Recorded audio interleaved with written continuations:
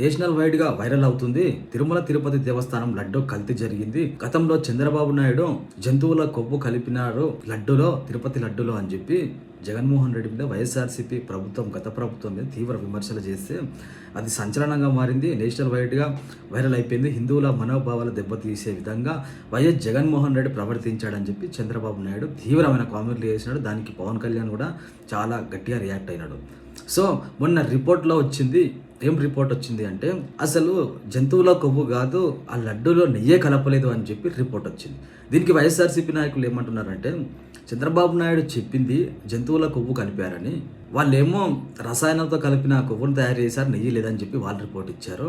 మరి జంతువుల కొవ్వు కలపలేదు, చంద్రబాబు నాయుడు అబద్ధం చెప్తున్నాడు అని చెప్పి జగన్మోహన్ రెడ్డి వైఎస్ఆర్సీపీకి సంబంధించిన నాయకులు చెప్తా ఉన్నారు. వైఎస్ఆర్సీపీ నాయకులారా, జగన్మోహన్ రెడ్డి అసలు జంతువుల కొవ్వు కాదురా బాబు, అందులో నెయ్యే లేదు, అసలు లడ్డే కాదు, అది మొత్తం కెమికల్ అని చెప్పి సిట్ విచారణ చెప్తా ఉంటే, లేదు లేదు చంద్రబాబు నాయుడు జంతువుల కొవ్వే అని చెప్పిండు, మేము జంతువుల కొవ్వు కలపలేదు, రసాయనాలు కలిపినా ఏం కలిపినా ప్రాబ్లం లేదంట, జంతువు కొవ్వు మాత్రమే కలిపొద్దంట, దాన్ని క్లీన్ చిట్ ఇచ్చిందంట.